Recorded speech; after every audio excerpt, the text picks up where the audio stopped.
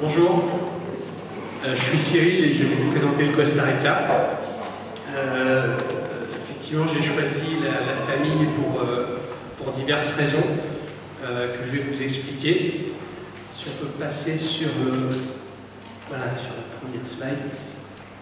Voilà, donc là déjà, c'est une photo, on va dire qu'on a mis cette photo du volcan Arenal qui est, on va dire, je trouve en tout cas incontournable au Costa Rica. Alors, au Costa Rica, déjà au niveau, pour y aller, l'accès, ce sont au niveau des vols internationaux, on a des compagnies comme Iberia ou les compagnies américaines, donc il y a Miami, New York, etc. Pas de vol en direct depuis la France? Pas de vol direct. Par contre, on va avoir quelque chose d'intéressant à partir du mois de novembre pour ceux qui seraient intéressés, pourquoi pas, de faire un combiné avec le Panama, puisqu'on va avoir un vol direct Paris-Panama City. Et donc, on peut faire également entrevoir un combiné sur les deux destinations. Sinon, pour le Costa Rica pur, c'est uniquement sur du vol via Iberia ou compagnie américaine. Alors, à la différence des États-Unis et du Canada, là, les distances sont courtes. Combien de temps on met de l'Est à l'Est, du Nord au Sud? Effectivement, ça c'est un atout, je dirais, après, dans le pays, quand on est au Costa Rica, c'est un atout important quand on a des enfants. Je dirais même de bas âge, hein, ça peut être des enfants de 5 ans, à partir de 4-5 ans, tout dépend de leurs conditions, enfin bref, après c'est toujours relatif à ce qu'on peut faire, je dirais, avec une famille d'enfants de bas âge.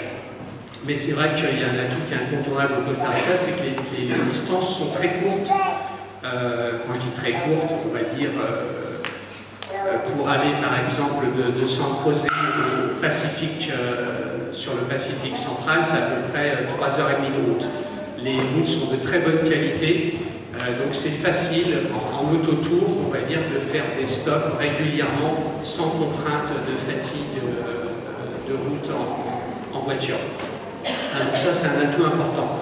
Sinon, le Costa Rica en lui-même, parce qu'il faut parler un peu du pays, je pense que tout le monde connaît aujourd'hui un petit peu le Costa Rica, en tout cas l'image du Costa Rica et l'envers du Costa Rica. Je dirais que ses caractéristiques, c'est simple, hein. Il y a d'un côté le Pacifique, de l'autre les Caraïbes, et au milieu vous avez une cordillère centrale avec des volcans qui sont quasiment tous en activité. Voilà. Autour de ça, on a une faune et une flore impressionnantes avec des parcs nationaux, et on a diverses choses à visiter pour la nature, surtout pour la nature, moins pour la culture, même si on a le musée de l'or à San José, on a quelques connotations culturelles, mais c'est surtout un pays qu'on va visiter pour la nature. Ils se sont vraiment fait une place, je dirais, dans le soleil touristique en mettant en avant l'écotourisme, les écologes. On est vraiment dans une dimension du voyage comme ça, très proche de l'environnement. Ouais. Exactement. Ça, c'est aussi quelque chose de très intéressant puisque les Costariciens, d'abord, sont des gens relativement simples, accueillants, et on a mis en avant les rencontres justement avec la population locale. L'écotourisme, des gens dans l'agriculture qui sont des propriétaires. Donc on fait visiter aux familles des propriétaires. Ça permet de goûter, de voir, d'apprendre comment on peut faire un plat, comment est cultivé, je dirais, chaque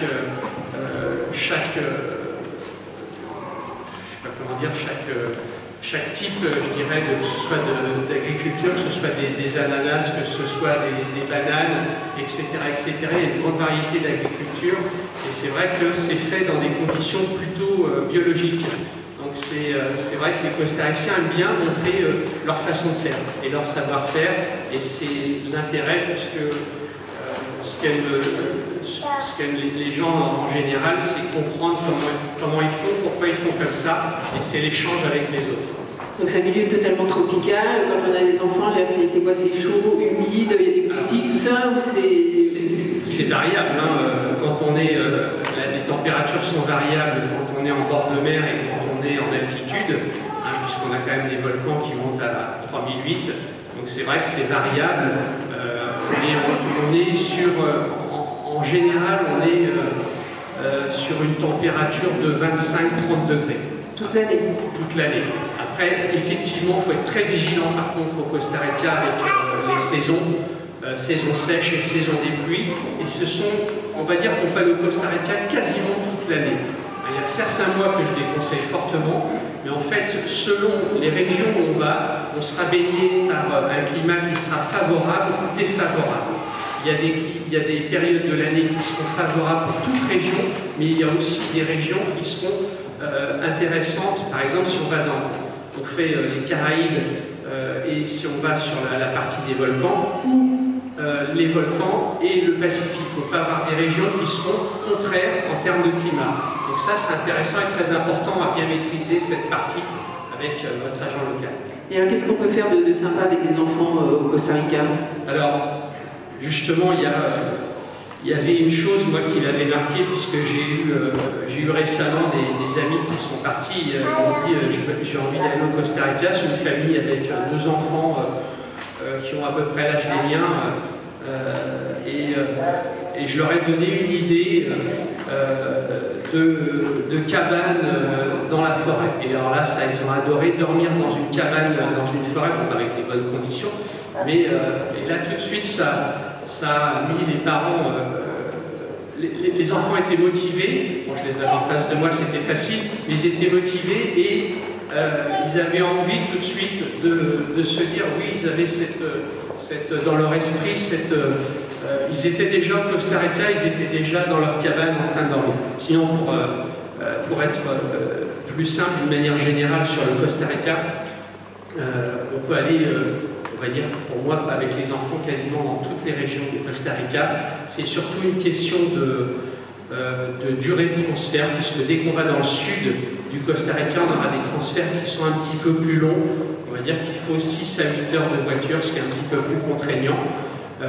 Sauf si on vit en avion, mais on a autrement, en règle générale, sur chaque étape que l'on fait, entre 2 heures et 4 heures de transfert. Donc la première des choses que l'on fait en général au Costa Rica, c'est la partie de Tortuguero, qui est le nord Caraïbe du Costa Rica, qui est en fait la petite Amazonie. On arrive donc en transfert fluvial. Et on est dans des lodges, très beaux lodges, avec, bien souvent avec piscine. L'intérêt, c'est donc on est dans un confort. L'intérêt est surtout d'avoir par derrière une visite, je dirais, des parcs de Tortuguero. Donc on va voir faune et flore, que ce soit papillons, etc. etc. C'est extrêmement facile, parce qu'on est, même si on est en forêt tropicale, en fait, on est sur c'est plat, il n'y a pas de contrainte, on n'est pas en pleine Amazonie comme dans certaines destinations. Il y a des routes qui sont, enfin des chemins, pas des routes qui sont tracées, et c'est vrai que c'est très facile de découvrir faune et flore avec un guide quand même, puisque c'est pas toujours évident de voir toutes ces petites bêtes, surtout les grenouilles. Les grenouilles, les papillons, elles sont dans des serres, donc c'est facile, mais c'est bien d'avoir quelqu'un à côté, puisqu'en fait les guides, tout ce qui touche à la nature, ils ont l'habitude, tout de suite, ils sont capables de vous montrer des choses que nous, on ne voit pas forcément. Très bien, merci beaucoup Cyril.